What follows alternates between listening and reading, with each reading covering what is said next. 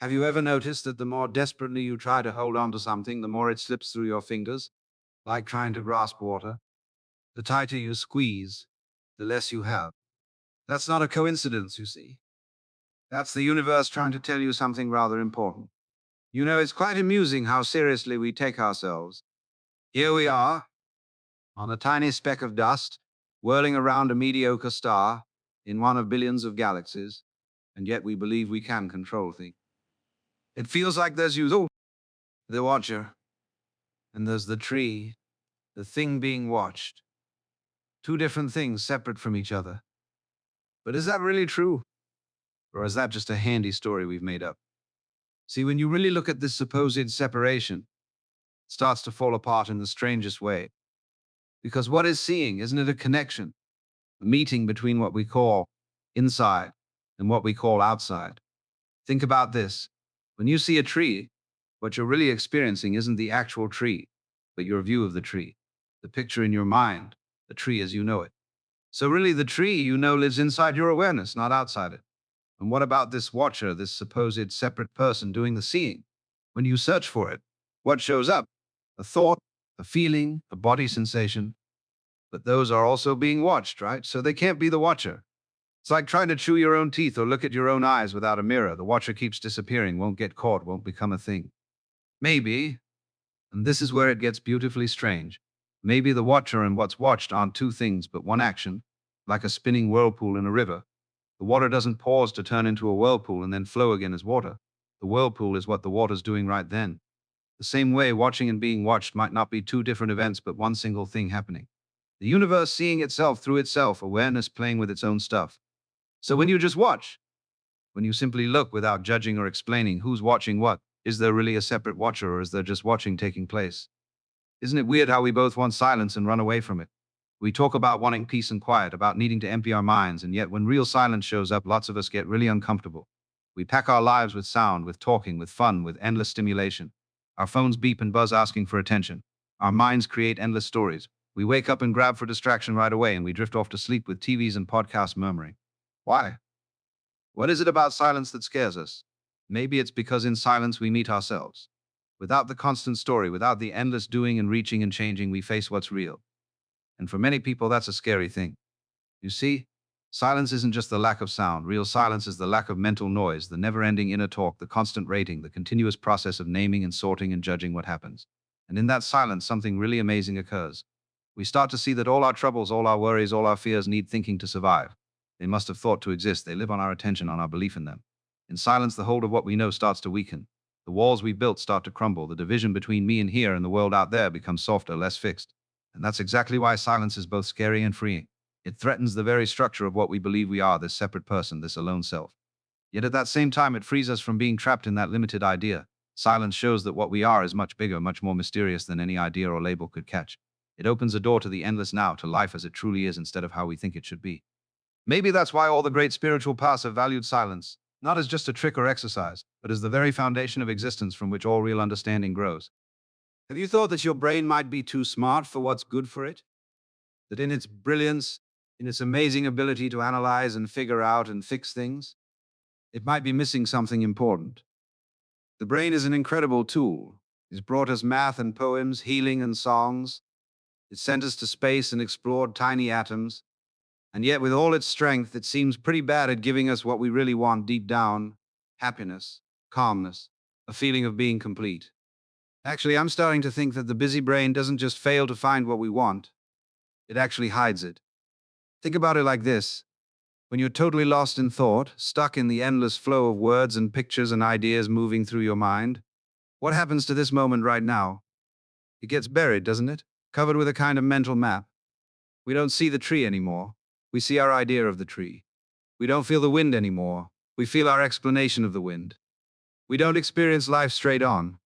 We experience our thoughts about life. And here's the amazing part. What we're really hunting for can only be found in the direct, pure present. Not in some idea about it, not in some future getting of it, but right here, right now, in the raw truth of what is. But the busy brain is never in the present. It's always somewhere else, reviewing yesterday, planning tomorrow, comparing, measuring, judging, commenting. It's like a camera that's always adjusting its lens. never actually snapping the photo. The brain hides reality by constantly explaining it, by forcing its grid of ideas onto the flowing living present. It turns the unexplainable mystery of being alive into a puzzle to solve instead of a reality to live. And the ultimate joke is that what the brain is so desperately hunting for, call it peace, presence, reality, God, awakening, or whatever word you like, is exactly what shows up when the brain gets quiet, when it gets out of its own way. The very thing we want is what's wanting. But as long as the brain stays busy with its hunting, it can't see what's already here. Let's do a small experiment together, okay? For the next few moments, just watch your thoughts as they show up. Don't try to shift them or manage them. Don't label them as good or bad, useful or useless. Just notice them like you're sitting beside a stream watching leaves drift by on the water. What do you notice first? Maybe that it's surprisingly hard to do this simple thing. The brain wants to jump in, to dive in and swim with the thoughts, to get lost in what they're saying, or it wants to rate them. That's a nice thought. That's a dumb thought. I shouldn't think that. But if you can keep this watchfulness, this gentle attention without messing with it, something really interesting starts to happen. The thoughts start to slow down, the spaces between them grow wider, and in those spaces you might see a glimpse of something quite amazing. The quiet awareness where thoughts show up. You see, when you watch a thought without judging, you're no longer totally stuck to it. You're no longer thinking it's who you are. There's a small but huge shift from I am thinking to thoughts are happening. And in that shift lives enormous freedom. Because if you aren't your thoughts, if thoughts are just movements in awareness like clouds drifting through the sky, then who or what are you? What is this awareness where thoughts appear? When you simply watch without judging, you start to find that you aren't the limited thing you've thought you were. You are the space where all experience happens. You are the knowing of thoughts instead of the thoughts themselves. And strangely enough, as this understanding grows, the thoughts that seem so solid, so strong, so troubling start to lose their power. They don't hook you so easily anymore. They don't control you automatically. It's like watching a movie and suddenly noticing the screen. The drama keeps going, but you're not totally absorbed in it anymore. You see it for what it is, images thrown onto a background of awareness. This doesn't mean the thoughts stop. It doesn't mean you suddenly have no thoughts. It just means you're no longer controlled by thinking. You're no longer totally identified with what's in your awareness. There's a roominess, a freedom that wasn't there before. And in that freedom, life starts to flow more easily, more naturally, not held back by the narrow limits of mental thinking. The present moment in all its fullness and realness becomes available again. There's an odd misunderstanding about meditation that I've seen pretty often. People usually think of it as something you do, a kind of mental activity or workout. I'm going to meditate sounds like I'm going to run or I'm going to practice guitar. It suggests effort, work, success.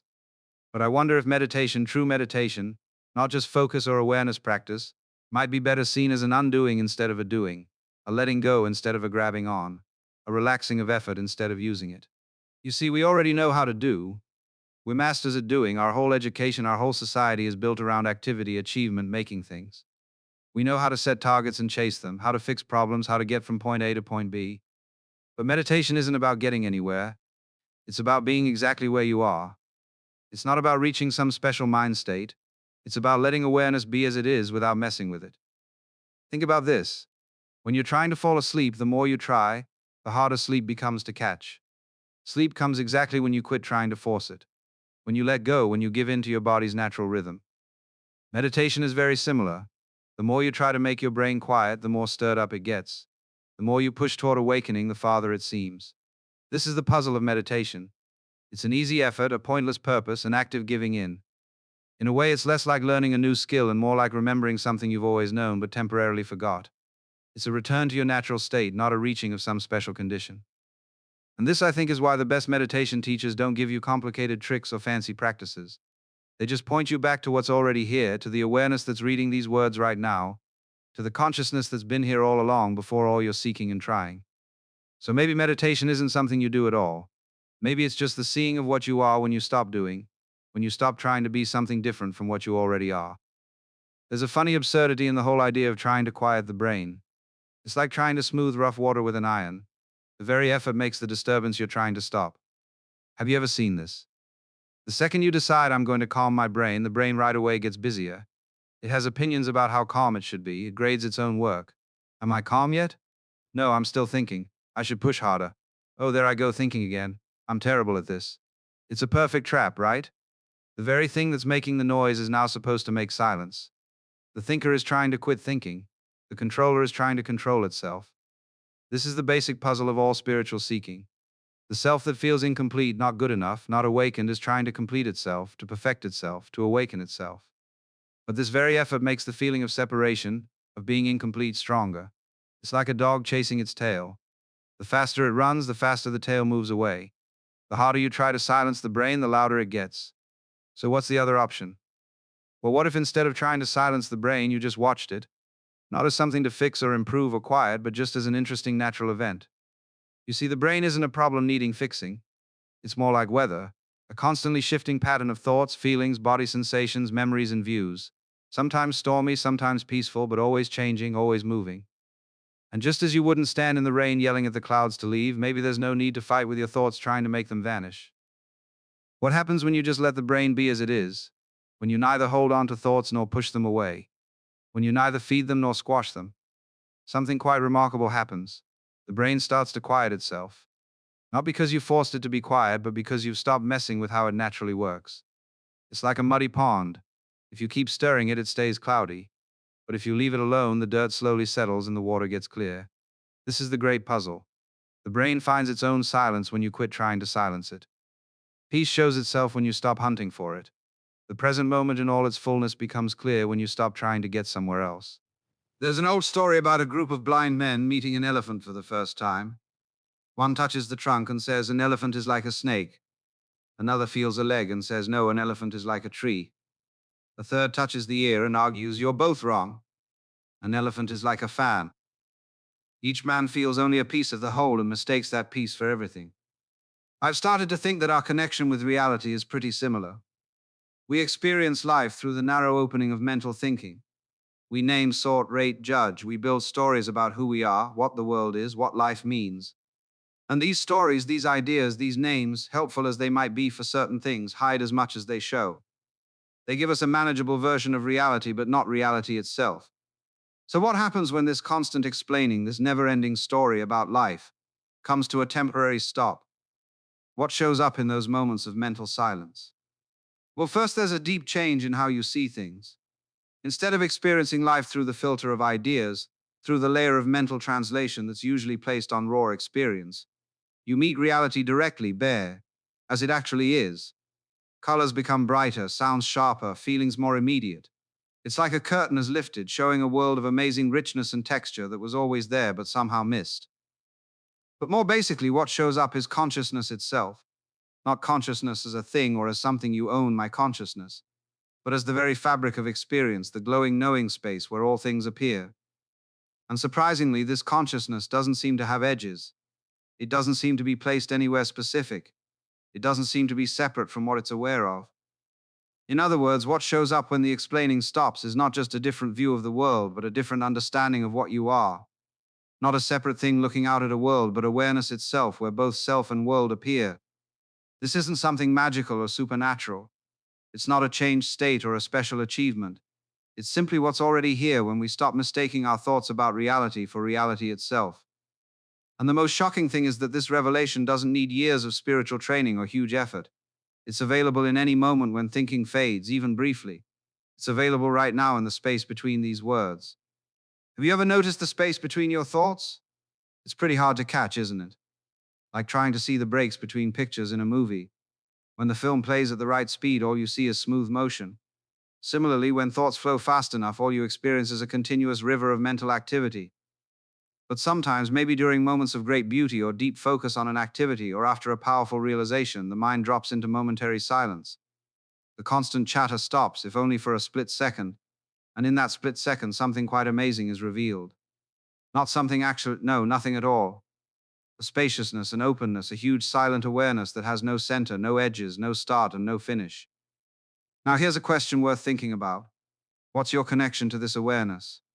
Is it something you own like an object? Is it something you create like a thought? Is it something that comes and goes like an emotion or a feeling? Or could it be that this awareness is what you basically are? Think about this. Thoughts, emotions, feelings, views, all these experiences change constantly. They show up and disappear like clouds in the sky. But the awareness where they show up, the knowing of them, does that change? Does that come and go? Even in deep sleep, when thoughts have faded, when the sense of being a separate person has temporarily melted away, Isn't there still a knowing of the darkness, of the silence? Isn't consciousness itself still there even when its contents have become much simpler? The great non-dual traditions, Advaita Vedanta, Zen, Dzogchen, and others, all point to this original awareness as our true nature, not the limited conditioned self that we think we are, but the endless consciousness where that self-image appears. This isn't just a philosophical guess or a mystical belief. It's something that can be directly recognized, experienced, checked in your own awareness, not as a thing seen, but as the seeing itself. And if this is what you truly are, not a separate thing, but boundless awareness, what effects does that have on how you live? How does it change your relationship with your thoughts, your emotions, your sense of self? Maybe most importantly, it shows that what you've been hunting for, peace, completeness, freedom, isn't something to reach in the future. It's already here as the very ground of your being, not hidden, just missed in our fascination with the contents of consciousness instead of consciousness itself. So where does all this leave us in our everyday lives? Is this seeing of our true nature just an interesting philosophical insight? Or does it have real effects on how we move through the messy, complicated business of being human? Well, think about how we usually move through the world. We work mostly on autopilot, don't we? Trigger response, someone criticizes us. We feel hurt and guarded. We see something we want, we grab for it. We hit an obstacle, we feel annoyed. There's nothing wrong with this, naturally. It's the normal working of the human body. But there's a different way of being that comes from the seeing we've been exploring, living from watching instead of reacting. When you know yourself as awareness instead of as the limited thing that appears within awareness, there's a natural roominess around experience. You're no longer totally identified with every thought, every emotion, every response that shows up. This doesn't mean you become cold or distant. Quite the opposite, you become more closely connected with life because you're no longer fighting it, no longer battling against what is. There's a deep acceptance, a profound allowing of experience as it happens. And from this allowing, from this non-fighting, comes a quality of presence, of aliveness that's quite amazing. Colors are brighter, sounds sharper, feelings more immediate. Life takes on a richness, a texture, a depth that wasn't clear before. Also, your actions start to flow from a deeper place. Instead of being just conditioned responses triggered by outside events, they come from the silent intelligence of awareness itself. There's a spontaneity, a creativity, a freshness to how you engage with the world. This is what it means to live from watching instead of reacting.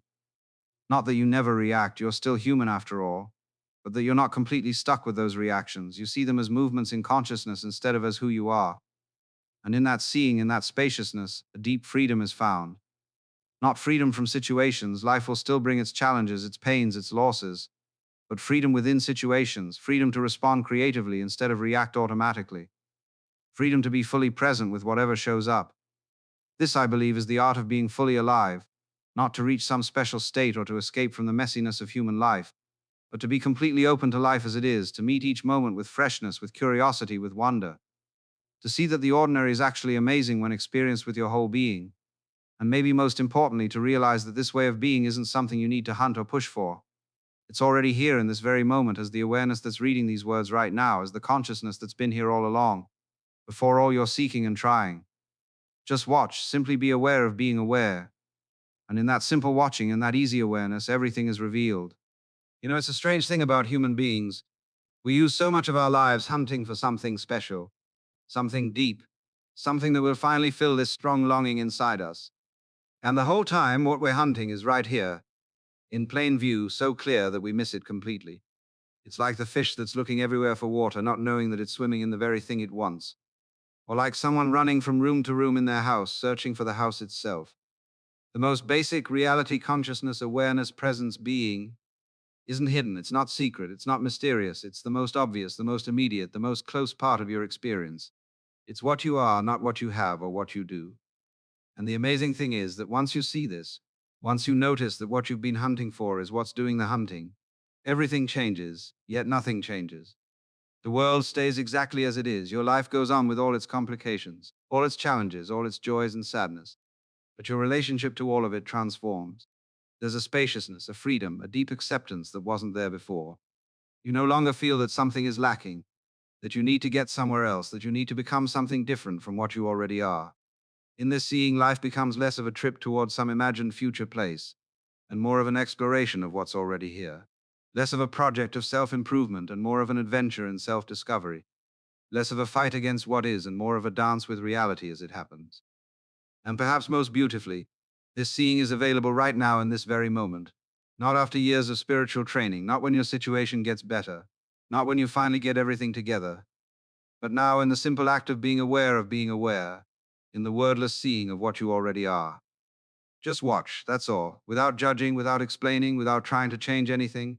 Simply be aware of what is, including the awareness itself. And in that simple watching, in that easy awareness, everything is revealed. If these words have touched something deep inside you, maybe it wasn't really new information at all, but a remembering of what you've always known under the surface of thought. Share this thinking if you feel moved to do so. But remember, no one can wake you up to yourself. That seeing is yours alone to find in the silence of your own being, in the space between your thoughts, in the awareness that's reading these words right now. Because ultimately, the greatest gift you can give to this troubled world isn't your pushing or your struggle or your self improvement. It's the seeing of what you already are, the boundless awareness where all experience happens, including the experience of being a separate person. In that seeing lies the peace that goes beyond understanding. In that seeing lies the freedom that no situation can limit. In that seeing lies the love that has no opposite. Just watch and see what happens. There's an ancient teaching that says the path and the goal are one. What a puzzling statement that is at first glance. How can the journey and the destination be the same thing? We're so used to thinking of spiritual growth as a process, a gradual movement from where we are to where we want to be, from ignorance to knowledge, from suffering to peace, from being asleep to being awake. But what if there's nowhere to go? What if the very idea of a spiritual path is itself a subtle trap, a way of postponing the recognition of what's already present? You see, as long as you believe you're on a journey, you're implying that you're not yet at the destination. As long as you think you need to become enlightened, you're reinforcing the idea that you're not already that which you seek. It's a brilliant trick of the mind, really. It keeps you perpetually seeking, perpetually practicing, perpetually working on yourself. And all of that activity, well intentioned as it may be, is actually moving you away from the simplicity of what is. Because the truth, and this may sound shocking, is that you can't become what you already are. You can't achieve presence because you are presence. You can't attain consciousness because you are consciousness. It's like trying to find your glasses while you're wearing them. The search itself is what's hiding what you're looking for. Now, this doesn't mean there's no value in spiritual practice. Meditation, self-inquiry, mindfulness, these can be helpful pointers, ways of loosening the grip of identification with thought. But ultimately, they're not methods for getting somewhere. They're invitations to notice what's already here. They're like fingers pointing at the moon, useful for directing attention, but not to be confused with the moon itself. So what happens when you stop trying to get somewhere, when you abandon the whole project of self-improvement and spiritual advancement? When you simply rest as you are, without trying to be different, better, more aware, more present? Something remarkable. Not remarkable in the sense of extraordinary or special, but remarkable in its utter simplicity and ordinariness. Life continues, thoughts arise and pass, emotions come and go, challenges present themselves. But there's a fundamental shift in your relationship to all of it. You're no longer the one to whom it's all happening. You're the space in which it's happening. And that space, that awareness, is completely untouched by anything that appears within it, like a mirror that reflects everything without being changed by any of its reflections. This is what all the great teachings have been pointing to. Not some special achievement or altered state, but the recognition of what's always already the case. The seeing that you are not the limited, separate, struggling entity you've taken yourself to be, but the infinite awareness in which that entity appears. And the beautiful irony is that this recognition doesn't require any effort at all. In fact, effort tends to obscure it. It's more like relaxing, like letting go, like simply being what you already are without trying to be anything else. So perhaps the greatest spiritual practice isn't practice at all. Perhaps it's simply noticing. Noticing the awareness that's here right now. Noticing that you are that awareness. And noticing that nothing needs to change, nothing needs to be added, nothing needs to be achieved for this to be true. It's already the case. It's always been the case, and it will always be the case. The only question is, are you noticing it? We've covered a lot of ground here, explored many ideas, contemplated many questions. But if I could distill everything into one simple invitation, it would be this. Just look. Not with your eyes, but with your awareness. Not at something, but as something. Look at what's looking. Be aware of awareness itself. And in that simple turning of attention, you might discover something that changes everything while changing nothing at all. You might discover that the seeker and the sought are one, that the observer and the observed are not two, that what you've been looking for has been here all along, closer than your own breath, more intimate than your own heartbeat. This isn't poetry or metaphor. It's a direct pointing to something that can be verified in your own experience right now. Not through belief or faith or intellectual understanding, but through direct recognition. So I'll leave you with this simple practice, if we can even call it that. Throughout your day, in quiet moments and busy ones, in times of peace and times of stress, simply pause and notice. Notice the awareness that's present. Notice that you are that awareness. Notice that this awareness is untouched by whatever's happening within it. And notice how this simple recognition brings a quality of peace, of freedom, of spaciousness that's available in every moment, regardless of circumstances. This is the gift of presence. This is the freedom of simply being. This is what you are when you stop trying to be anything at all. The journey ends where it began. The search concludes in the recognition that there was never anything to find. The spiritual path dissolves into the simple, ordinary, extraordinary reality of this moment, just as it is.